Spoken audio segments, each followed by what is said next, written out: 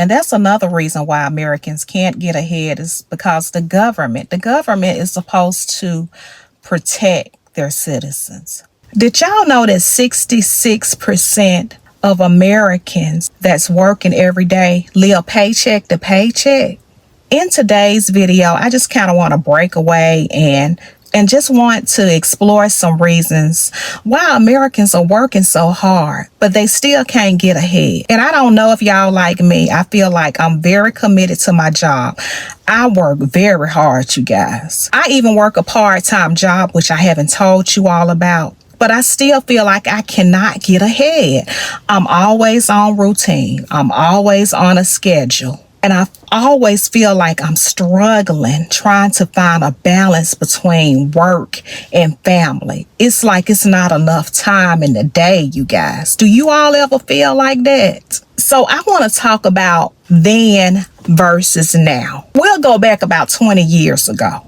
And one of the reasons why I feel like Americans are struggling so hard now is because we do not have community like we used to. Neighbors. We used to have neighbors in which we knew the neighbors' names. We could trust most of our neighbors who we had relationships with. We would watch out for each other's kids. Now, your neighbor will see your child and won't even tell you if the child is doing something wrong because everybody keeps to themselves. We had churches that would provide child care and food. We even had grandparents. Grandparents would take care of the child. Grandparents will go up to the school and help you out with your child, help you with the after school part. But now parents have to pay so much money in child care. You got to pay for aftercare. You have to pay for child care. And grandparents were very helpful back then. Grandparents have to go to work now. Grandparents can't retire now. They're too scared to retire because there's so many cuts. You know, people, they've been talking about cuts with Medicare and Medicaid and Social Security. Grandparents don't even have any trust in the government to retire. So we can't even save money with the child care, y'all. Do you all feel like that? I mean, how are you all dealing with child care? You know, also back in the day, probably about 20 years ago, I really feel like it was easier to get a job. A lot of companies was willing to train you. And, you know, I'm here in Alabama, so you can get a manufacturing job here and they would train you for their job. Even customer service jobs, they would train you to do the customer service or office work. And, you know, everybody was fine. But now you have to have a bachelor's degree just to do a little bit of office work, just to answer the phone, just to perform a little bit of computer skills. They want you to now have a degree for that. And you know what? Everybody has a degree now. It's a lot of people that has degrees. And I just feel like it's so much harder to get a job right now because there's so much competition now.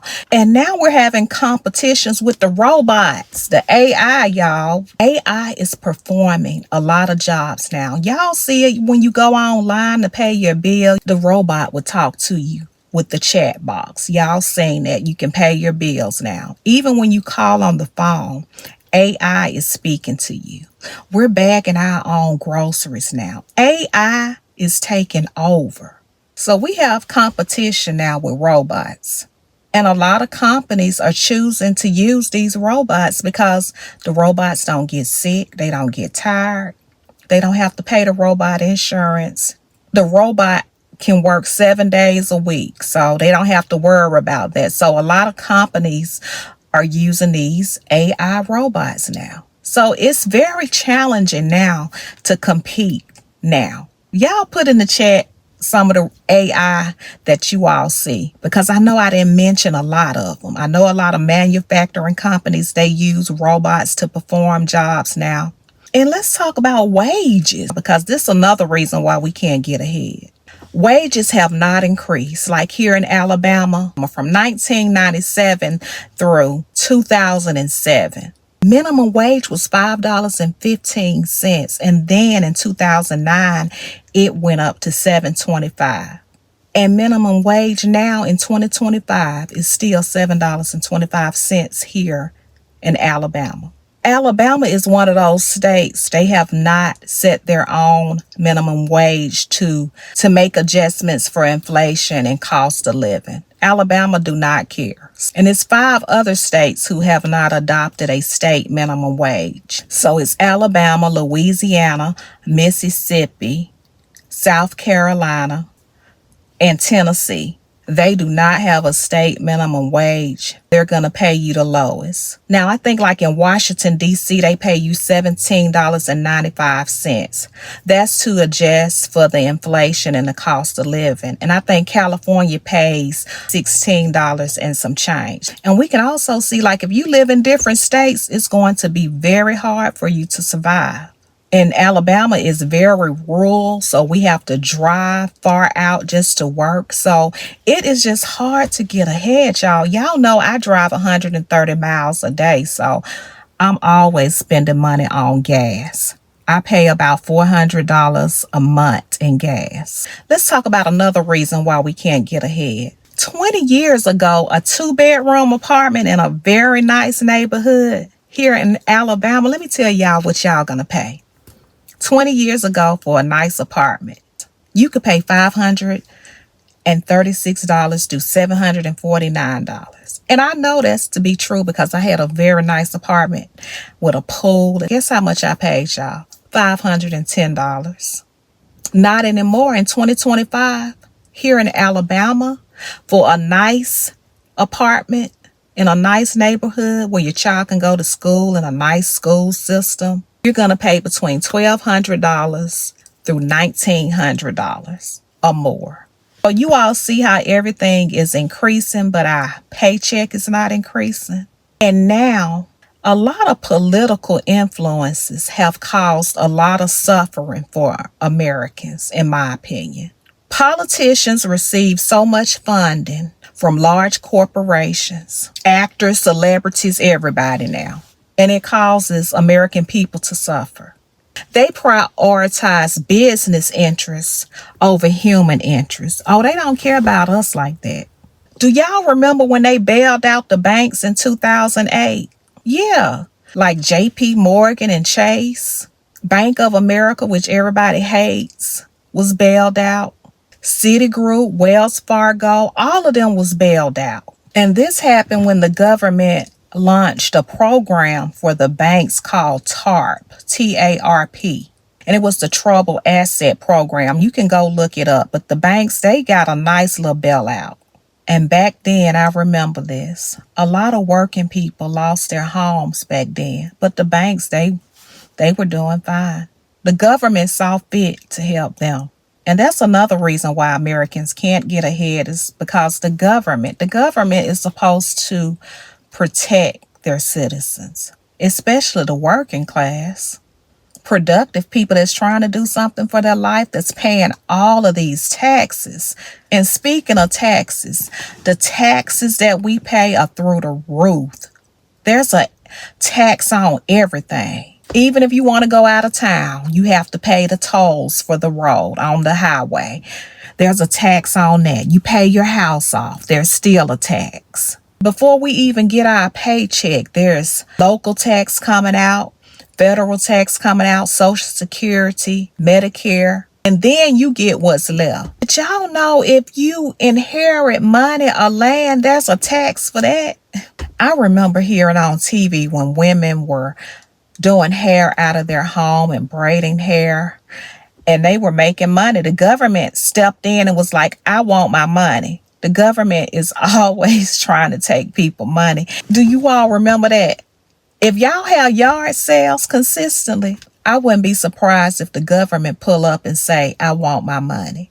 If I miss something, y'all put it in the comments. Now we looked at then versus now. What are you all doing to save money? And y'all put it in the comments because this is a community. Remember that. So you all's comments help other people and give other people ideas of what they can do. And it helps me as well. Like I told y'all in the other videos, I eat at home. I try not to go out eating at these restaurants with people who have low morale serving my food. I don't want that food. And it's estimated that a lot of people spend money on eating out, buying clothes, paying for food delivery services.